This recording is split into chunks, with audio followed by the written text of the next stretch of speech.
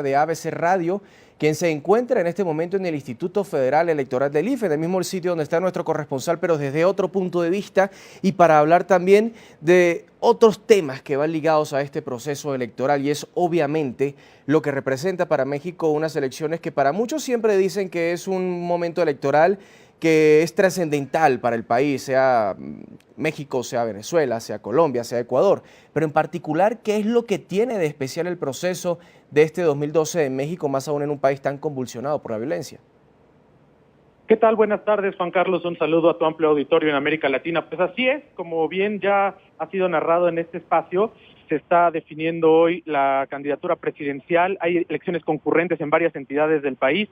Aquí en la Ciudad de México se elegirá jefe de gobierno, jefes delegacionales, que son la suerte de municipios. Pero bueno, el clima en el que se llega a esta elección ha sido ríspido, por así llamarlo, sobre todo por las movilizaciones de jóvenes que se han dado en las últimas semanas, el movimiento denominado Yo Soy 132, que surgió a partir de la visita del candidato del Partido Revolucionario Institucional, Enrique Peña Nieto, a la Universidad Iberoamericana. Esto desató, una serie de manifestaciones por parte de los jóvenes, exigiendo la democratización de los medios de comunicación para que a través de esto se garantizara una información imparcial de cara a los comicios electorales.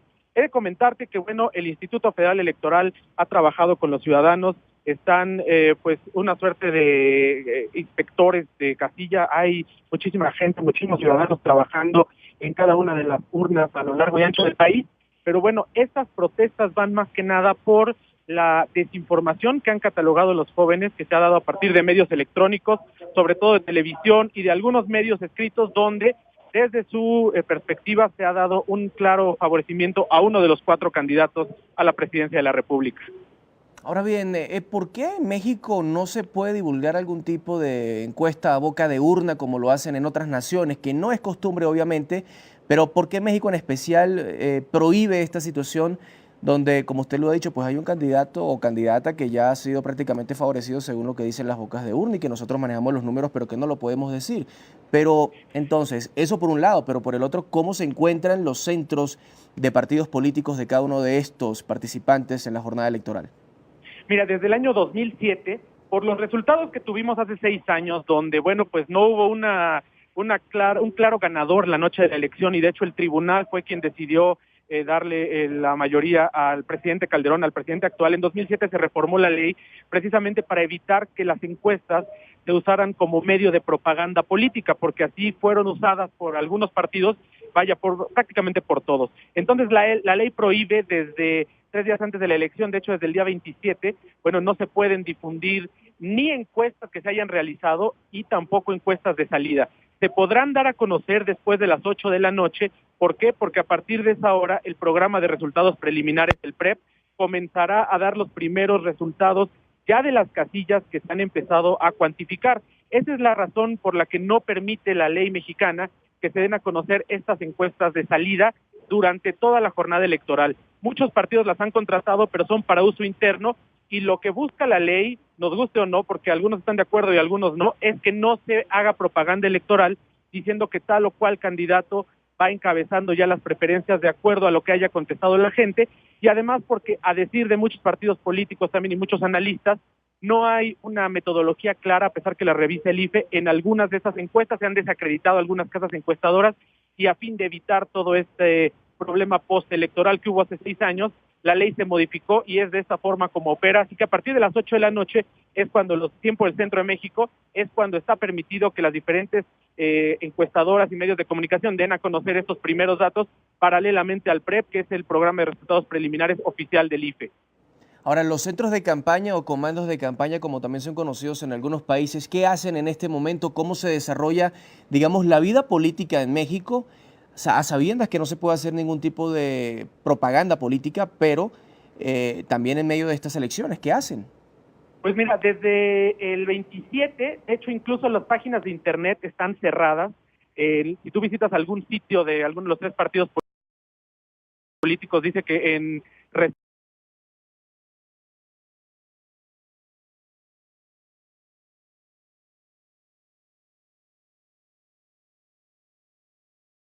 a la ley electoral no van a difundir ningún tipo de información, Y bueno, las casas de campaña y los consejos nacionales de los partidos políticos permanecen literalmente como búnkers, no hay información que se dé.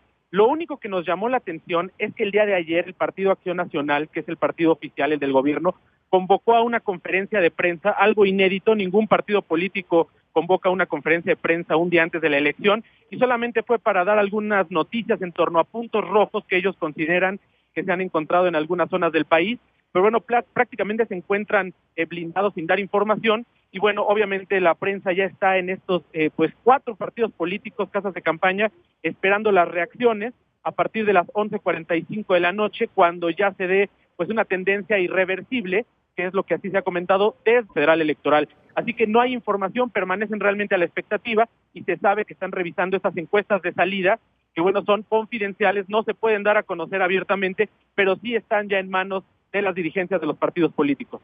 José sigue con nosotros, vamos a darle la bienvenida a esta hora a Julio Juárez Gamis, investigador experto en comunicación política. Bienvenido a la tarde del fin de semana para todo el continente latinoamericano, los Estados Unidos y el Caribe. Muy buenas tardes, Juan Carlos, un saludo a ti y a todos quienes nos ven en Latinoamérica, por supuesto. Bien, doctor Juárez, esta campaña, si la comparamos con la del 2006, ¿cuáles son las situaciones atípicas, las diferencias que se pueden conseguir, y más aún cuando uno de los candidatos ya participó en esta contienda electoral?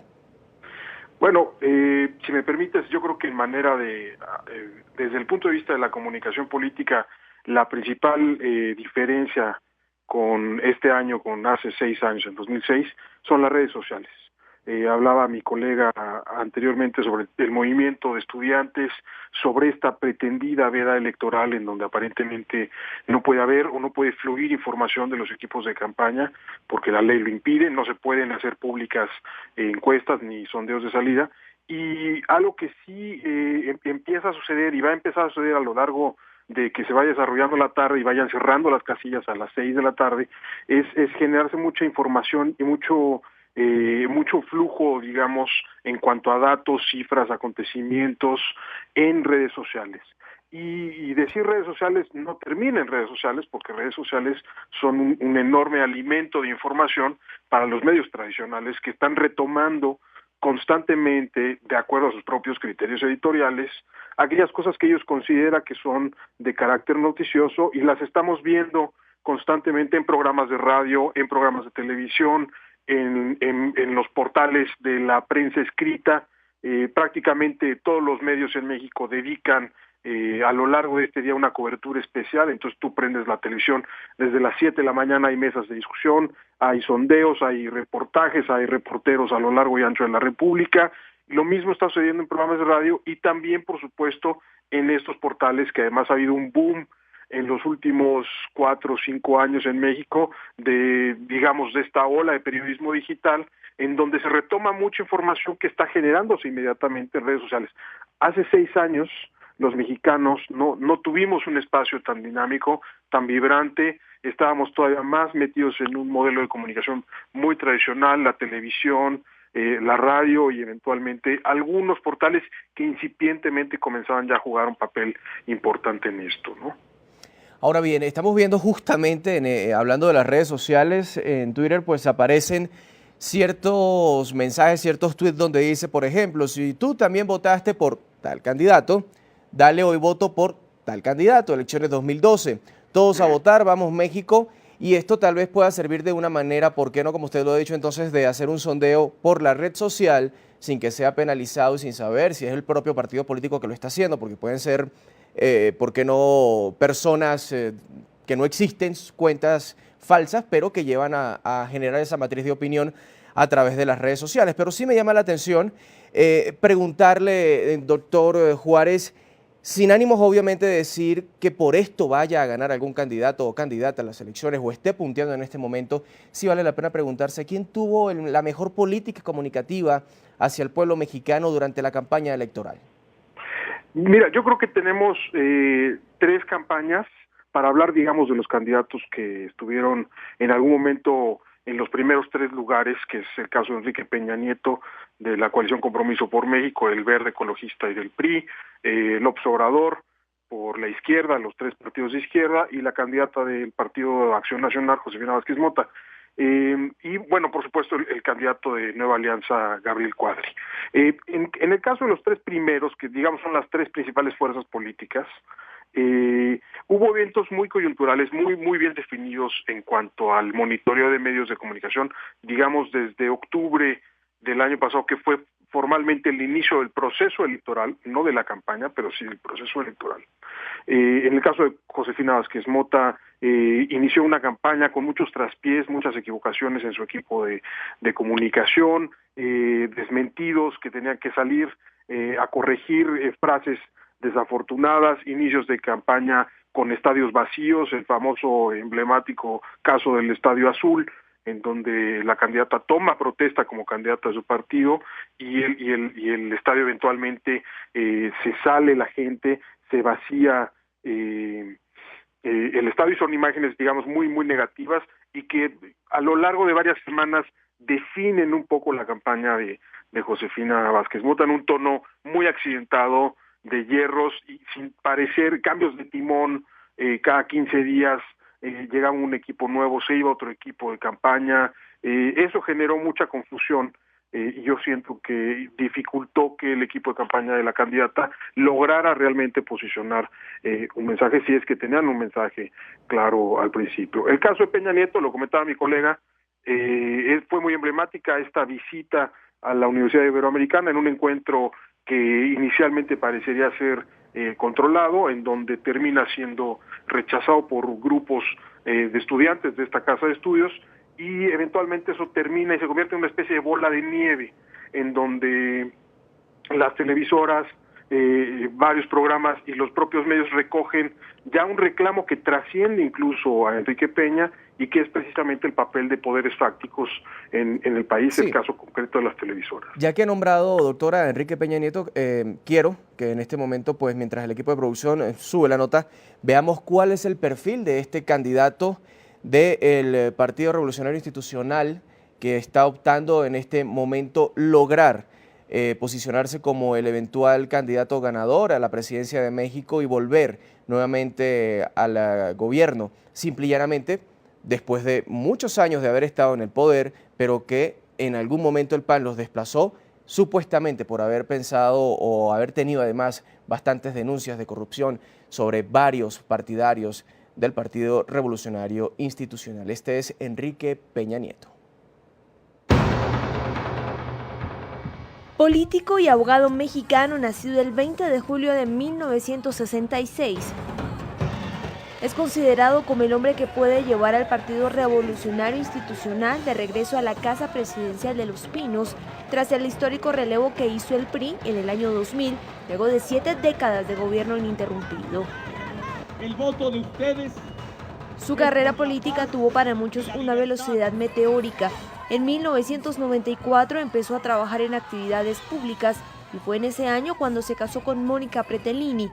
De esa unión, Peña Nieto tiene 3 hijos, sin embargo, reconoció la existencia de otros 2, resultado de relaciones extramaritales. Su ascenso político es notorio para los medios de comunicación cuando obtuvo un escaño en la Cámara Estatal en 2003. 2 años después, en enero de 2005, asume como gobernador del Estado de México con un aval popular significativo para un político.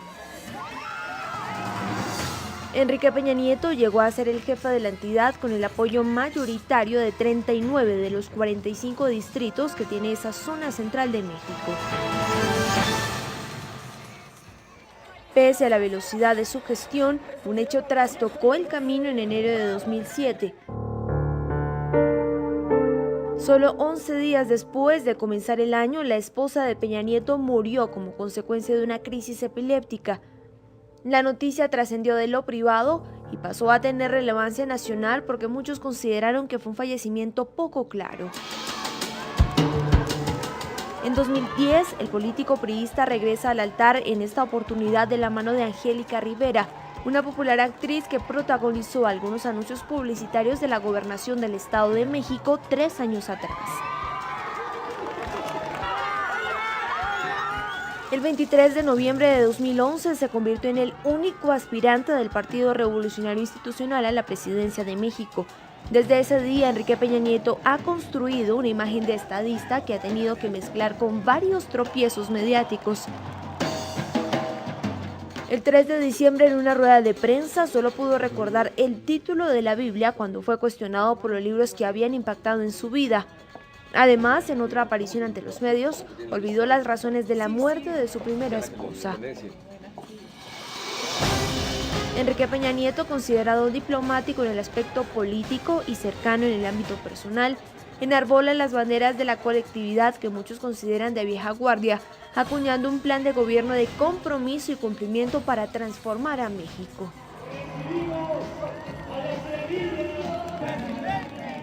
José, fíjate que en Twitter aparece "Yo soy 132 protesta en casilla de Enrique Peña Nieto". Esos chicos no más poniendo el desorden. Son jóvenes, como se dice normalmente, rebeldes sin causa o tienen razones en la protesta contra Peña Nieto específicamente, que ha sido al parecer su bandera de lucha, ir contra esta candidatura, y la última manifestación que lo hicieron fue para pedir transparencia en los comicios. El problema con Enrique Peña Nieto ha sido también lo que representa, no solamente él como candidato. Sin lugar a dudas, aparte de esta protesta del Yo Soy 132, pues ha habido diversos reportajes periodísticos que documentan una presunta relación entre el candidato Peña Nieto y Televisa, la principal televisora del país. Genaro Villamil, nuestro colega periodista a través de Proceso, más recientemente el periódico británico The Guardian, ha documentado estos contratos cuando el hoy candidato presidencial fue gobernador del Estado de México. Esto abona a lo que sucedió en la Iberoamericana, y bueno, obviamente hubo una marcha ayer del contingente Yo Soy 132, donde se les pidió no hacer proselitismo ni a favor ni en contra de candidato alguno, porque ellos se habían manifestado abiertamente anti-Peña.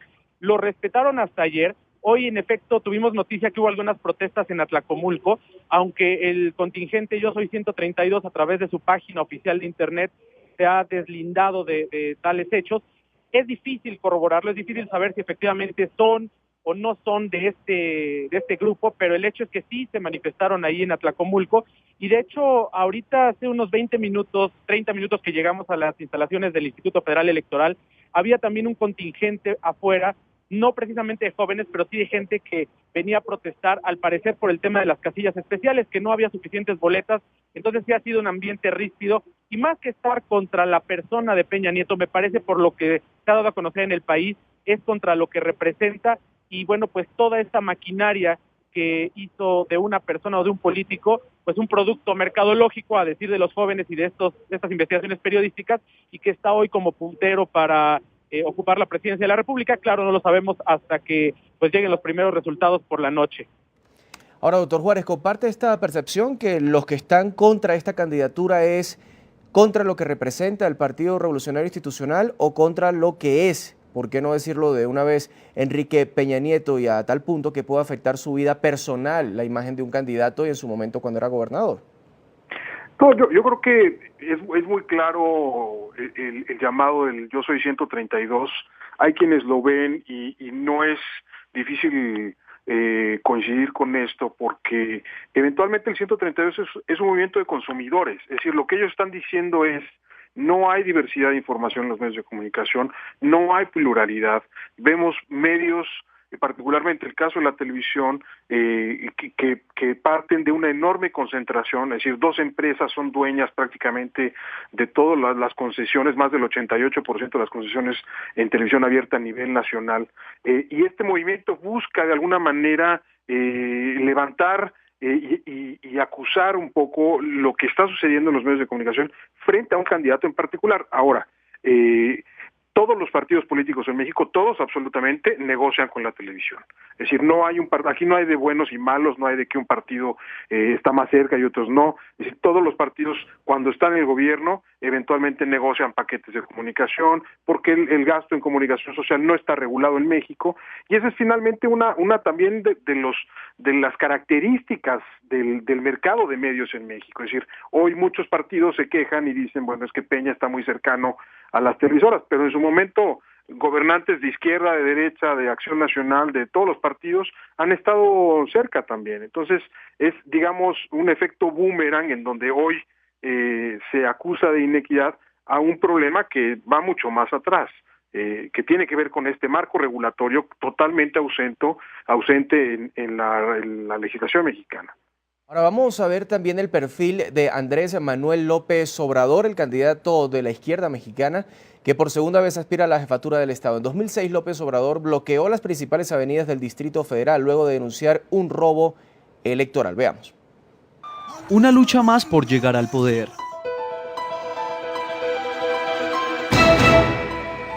Con particular acento al hablar, suele presentarse en camisa corta y sin corbata. Le apodan el Peje y es considerado por muchos como el líder más controversial de México. Es Andrés Manuel López Obrador.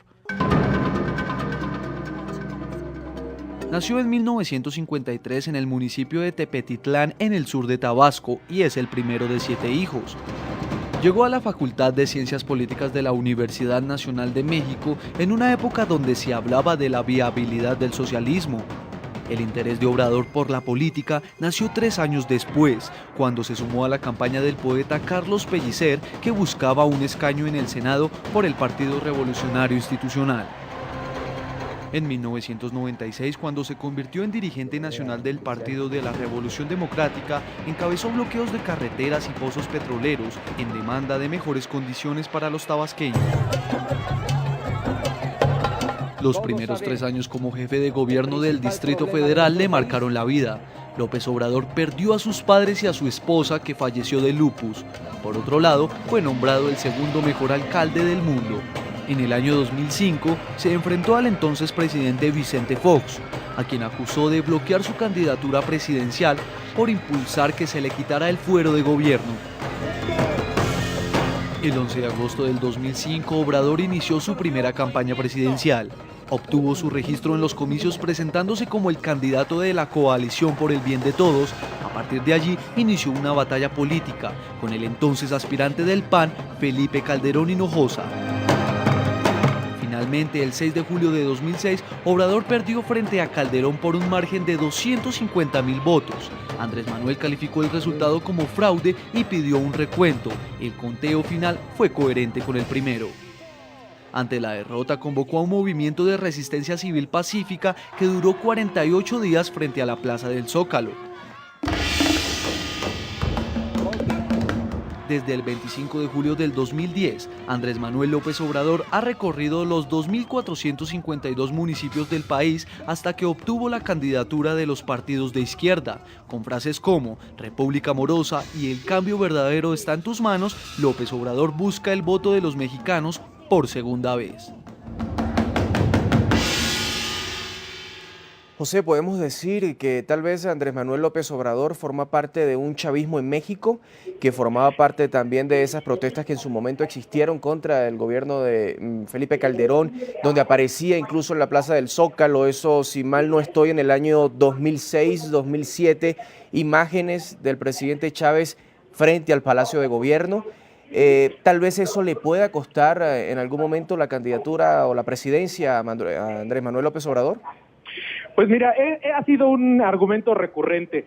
Particularmente he hecho yo algunos artículos para la prensa mexicana, donde, bueno, estas comparaciones de Andrés Manuel López Obrador con el presidente Chávez de Venezuela son comparaciones que no tienen sustento porque Hugo Chávez es militar, la consecuencia de que él llegara al poder tuvo otras circunstancias en la República de Venezuela en aquel 1999. En México no habría las condiciones políticas ni constitucionales para instaurar un estado autoritario como el que existe en Venezuela, aunque, bueno, debemos decirlo, esto que bien se narraba a través de la biografía de Andrés Manuel López Obrador, este cierre del paso de la reforma en 2006, ha sido uno de sus principales enemigos que le persigue hasta la fecha, porque por ese punto se le ha atacado desde diferentes ángulos. Aquí el problema también es que sus seguidores han acusado de fraude en muchas ocasiones a la elección antes de que ésta se lleve al cabo, a pesar que existen mecanismos. Ha habido irregularidades, como ya lo daba a conocer su corresponsal hace un momento, ha habido irregularidades, está la FEPADE, pero no se puede descalificar una elección antes de que ésta transcurra. Entonces, ese ha sido uno de los principales problemas. Esta comparación de López Obrador con Hugo Chávez, con Fidel Castro, ha sido producto de una estrategia política desde el año 2006, ha persistido, aunque no tuvo el efecto que tuvo hace 6 años. Quizás hace 6 años fue una de las principales razones además de fallas en la estrategia que tuvo él en la campaña política, lo que lo llevaron a perder la elección. Y bueno, en esta ocasión la verdad es que se vislumbra difícil que pueda él remontar la distancia que había caído en el candidato puntero, pero bueno, sí ha sido más sobresaltar estos negativos que tuvo en cuanto a la toma de reforma, en cuanto a lo que vino haciendo y diciendo durante todos estos años, y que de pronto ha cambiado el discurso a partir de que llegó como candidato de las izquierdas, con esto que bien narraban como la República Amorosa, cambiando totalmente la forma de decir y de hacer la política que tenía desde hace 6 años. Doctor Juárez, en una de las entrevistas que tuvimos a lo largo de la semana, un analista perteneciente al Partido de Acción Nacional aseguraba que esto era más una campaña contra el Partido de Acción Nacional o entre el PRI y el PRD juntos, que eso era una misma izquierda. ¿Qué razón puede tener este analista? No, yo no lo veo así en absoluto. Sí, yo creo que en México está muy claro que, y ha sido, digamos, también una de las críticas que se le ha hecho tradicionalmente a esta izquierda, incluido al Obrador, más allá de vincularlo con Chávez, en esta campaña lo que se ha tratado de sacar a la luz es su origen priista, es decir, no olvidemos que el partido de izquierda hoy, el PRD, es un partido que se funda, digamos, como una escisión del revolucionario institucional, el partido que gobernó México más de 70 años. Entonces, esta acusación a mí me parecería totalmente débil. Sí ha sido más clara la afiliación, digamos, del PRI y del PAN, que han votado muchas cosas juntos, que en el Congreso generalmente van de la mano en temas determinados muy específicos, y que ha sido la izquierda, y ahí una vez uno de los enormes problemas de la izquierda mexicana, la que se ha, digamos, radicalizado en su discurso. Mencionabas tú, esta es la segunda campaña electoral que lleva a cabo López Obrador, y se ve y se notó a lo largo de la campaña de la experiencia, porque fue una campaña muy cuidada en materia, digamos, de lo que se decía, no tanto de los temas, porque si alguien traía muchos temas siempre a la mesa en materia de medios, era López Obrador, a diferencia, por ejemplo, del candidato PRI, que era muy, muy cuidadoso, que tenía eventos perfectamente diseñados para consumo televisivo, pero que no tenía una agenda de temas muy amplia. López Obrador sí traía una agenda más amplia, evitó caer en los yerros en los que cayó en 2006, en estos discursos incendiarios, quizá muy apasionados, que finalmente a la gente terminan asustando. Es decir, la asociación simbólica que se hacía en 2006 con Chávez y con López Obrador era más en lo iracundo de su personalidad que en políticas reales que por supuesto no existieron y que nunca aplicó, porque quienes nos escuchan aquí deben saber que López Obrador gobernó la Ciudad de México del 2000 al 2005, es decir, la principal ciudad del país, la capital del país, en donde no se vieron, por supuesto, políticas de corte radical, socialista, ni mucho menos vinculadas a una izquierda de Hugo Chávez, ¿no? Pero era más en el tono del discurso y en una apariencia intolerante, muy encendida, muy incendiaria, y que terminó demostrándose en esa toma famosa del Paseo de la Reforma y en la Plaza de Gobierno en el Zócalo tras el resultado de la elección 2006, que yo creo que son gastos electorales políticos que López Obrador terminó pagando todavía en esta segunda elección, a pesar de que, repito, de los tres, es el que hizo una campaña con menos equivocaciones y más centrada en lo que ellos querían decir y los temas que querían discutir. Veamos en este momento el perfil de la candidata del partido de gobierno, el Partido de Acción Nacional, Josefina Vázquez Mota. Nombre: Josefina Eugenia Vázquez Mota. Edad: 51 años. Militancia política: Partido de Acción Nacional PAN. Objetivo: convertirse en la primera mujer en llegar a la presidencia de México. Yo quiero ser la presidenta de mi país, no por ser mujer, sino porque siendo mujer soy política. He sido ministra de Estado 2 ocasiones, he coordinado mi bancada y soy también mamá. La economista y política mexicana es conocida por haber encabezado la Secretaría de Desarrollo Social durante el gobierno de Vicente Fox y la cartera de Educación Pública en la administración de Felipe Calderón, además de ser consejera política del PAN. Vázquez Mota, conocida entre sus allegados como Pina, nació en México, Distrito Federal, el 20 de enero de 1961 y es la cuarta de 7 hermanos. Desde pequeña fue considerada como la hija rebelde. Su fuerte carácter y sus continuos enfrentamientos con sus padres por defender sus ideas formaron la mujer que hoy es. Casada con Sergio Ocampo Muñoz, empresario e ingeniero informático desde hace 27 años, con quien tiene 3 hijas. La aspirante panista quiso desde el inicio de su postulación mostrar que puede llegar a ser la primera mujer presidenta de México. Vázquez Mota lideró una campaña electoral con tono conciliador, pero en algunas ocasiones lanzó con rudeza dardos contra sus rivales y hasta el humor hizo parte de su propaganda. Al que no venga a votar, un mes sin cuchi-cuchi, pero al que venga a votar, un mes con doble cuchi-cuchi. Según analistas, la poca claridad en sus ideas y la falta de una estrategia política contundente durante su campaña hizo que en mayo pasara de ocupar el segundo lugar al puesto número 3 en las encuestas. A esto se sumaría que desde su precandidatura en el PAN no obtuvo el apadrinamiento del actual mandatario mexicano Felipe Calderón. Además, la opinión pública criticó su eslogan, supuestamente por considerarlo confuso. Josefina diferente. ¿Quiere ser la mujer? ¿Quiere ser la presidenta? José, ¿le pesó a Josefina Vázquez Mota ser la candidata de Felipe Calderón? ¿Le pesó tal vez la cantidad de muertos en este momento en la lucha contra el narcotráfico? Pues sí, a mí me parece que más allá de pesarle ser la candidata de Calderón, ella no era inicialmente la candidata del presidente en turno. El candidato del presidente en turno era Ernesto Cordero, quien fue secretario de Hacienda y Crédito Público. Claramente hubo demostraciones de apoyo a su favor. En la interna de Acción Nacional es cuando gana la hoy candidata Josefina Vázquez Mota, y coincido tal como la presentaban en la biografía, hubo una clara estrategia pues confusa. Primero comenzó atacando al puntero, al Partido Revolucionario Institucional, y después, al pasar al tercer lugar en las preferencias electorales de acuerdo a la mayor parte de las encuestas, centró sus críticas y centró su campaña contra el candidato de las izquierdas, Andrés Manuel López Obrador. En ambos debates vimos a una candidata reaccionaria que, más que hacer propuesta, apostaba a una continuidad diciendo que iba a ser diferente, y obviamente pues ahí le pesó todo el clima de violencia que hay en el país, los altos niveles de desempleo, y bueno, quizás desde mi muy particular percepción y análisis no supo aprovechar los pocos logros macroeconómicos que ha habido en este gobierno federal en turno, que han sido pues de lo poco que ha existido en cuanto a mejoras a la población, a la situación económica en general.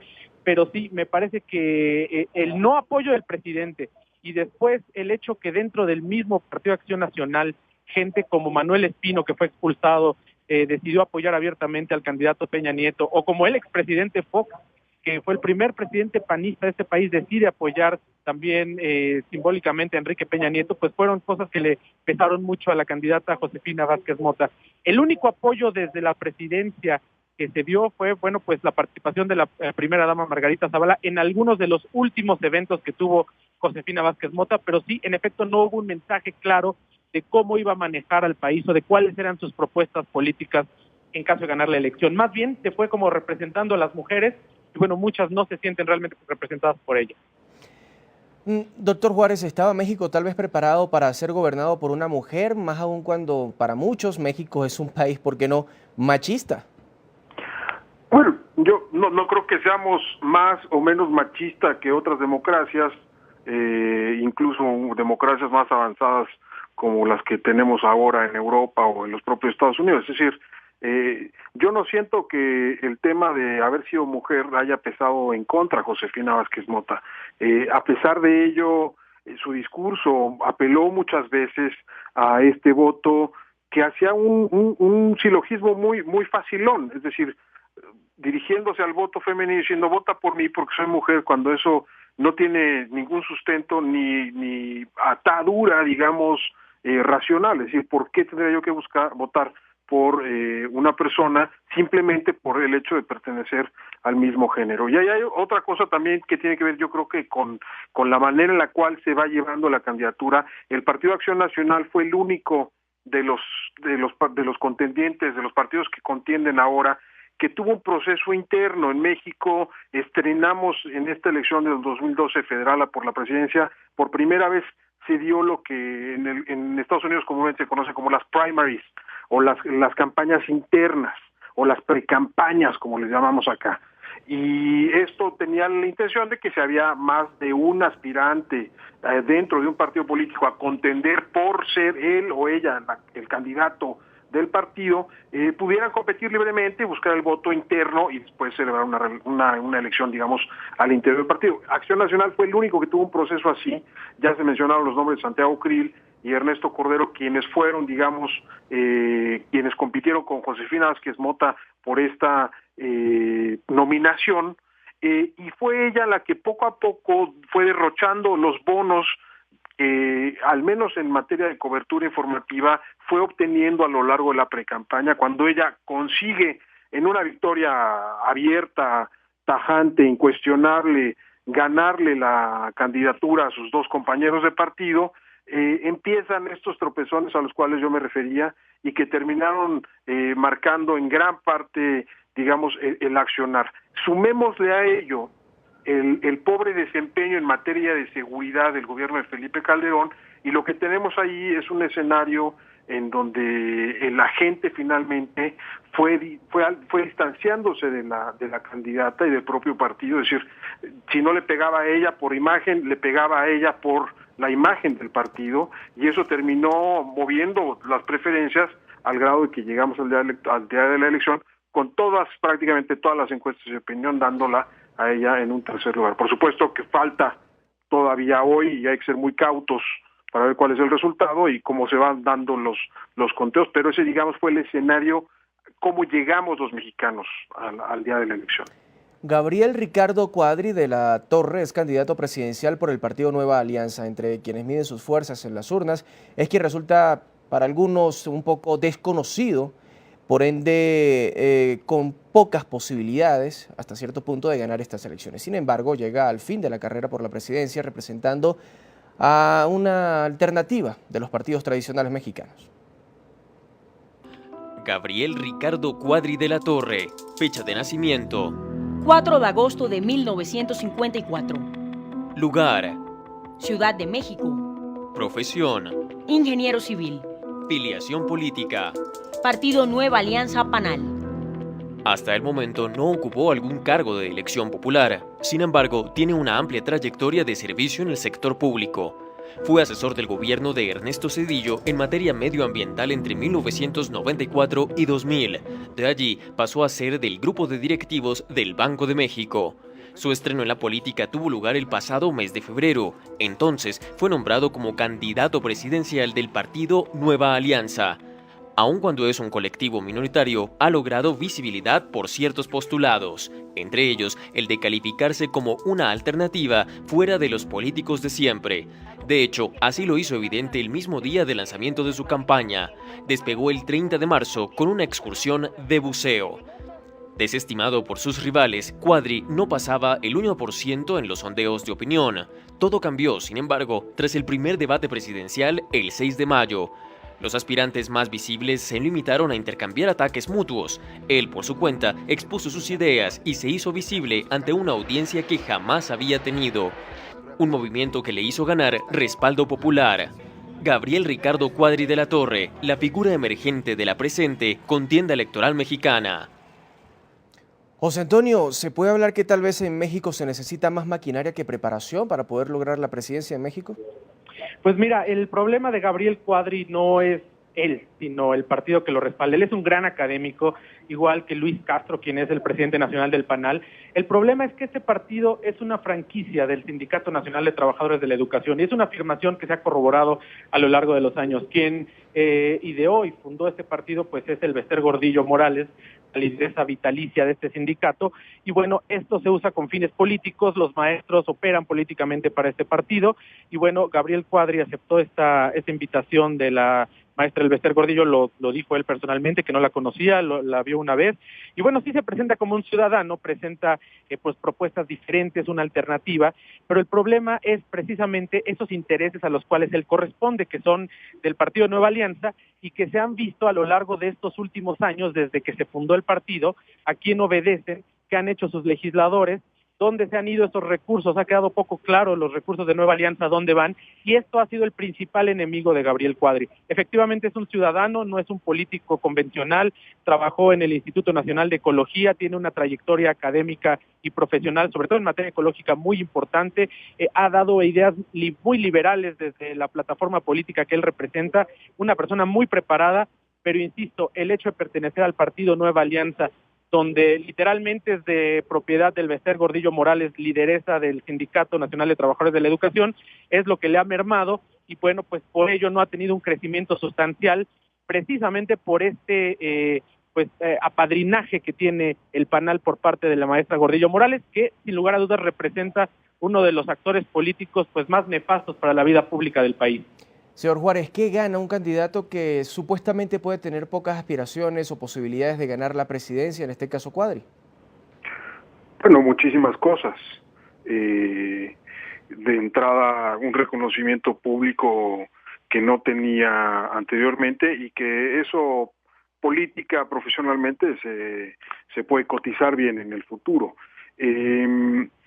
El caso del PANAL y digamos de su campaña y este primer gran éxito en el primer debate es la exposición, es decir, no es raro que al menos en el caso mexicano los ganadores de los primeros debates siempre hayan sido los candidatos que tienen menor conocimiento entre el electorado, es decir, que casi nadie conoce porque pertenecen a partidos pequeños. Lo que hacen estos eventos de comunicación política muy intensos es darlos a conocer y evidentemente sus probabilidades de aumentar las preferencias aumentan exponencialmente. Una vez más, regresando al caso de la primaria panista, lo que necesitaban tanto, sobre todo Cordero, que era el candidato que se decía aquí que era el candidato del presidente Calderón, y Josefina Vázquez Mota, lo que necesitaban ellos era ser conocidos, porque sus niveles de conocimiento a nivel nacional eran muy bajos. Entonces ese fue, digamos, el lanzamiento de Gabriel Cuadri. El problema es que una vez empezando a posicionarse digamos, en el imaginario colectivo frente a las otras opciones electorales, termina pesándole demasiado el contexto que lo encuadra bajo las órdenes de la profesora Elbester Gordillo. Es decir, prácticamente su campaña es una cadena de negaciones, de decir, no soy independiente y queremos discutir otros temas. Además, hay que decirlo también que en materia de comunicación política, Gabriel Cuadri tuvo claroscuros, es decir, era un candidato fresco, no tenía ni el tono ni las maneras tradicionales de los políticos mexicanos que cansan mucho a la gente, pero también era un candidato muy irascible, es decir, se enojaba muy fácil, si alguien decía algo, él respondía, es decir, un poco también en su forma de ser, pero sin entender también la lectura que tiene esto frente a los medios de comunicación, cuando tú escuchas que un candidato se enoja porque le preguntan cosas obvias y que debe de responder, y él acusa de que lo están linchando, de que lo están acusando de algo, pues ya perdiste, ¿no? Frente al auditorio, en la lectura de la sociedad, pues. Bien, muchísimas gracias a José Antonio López Sosa, periodista de ABC Radio, a quien vamos a tener al cerrar el programa, y a Julio Juárez Gamis, investigador experto en comunicación política, quienes nos dio a conocer entonces lo que viene ocurriendo en este proceso electoral, quiénes son los candidatos que se están disputando la alta magistratura presidencial. Gracias a los dos por haber estado con nosotros. Feliz tarde. Muchas gracias, Carlos. Feliz tarde. Vamos a hacer una breve pausa. Cuando regresemos, más noticias de México, de Venezuela y de otras partes del mundo. Estamos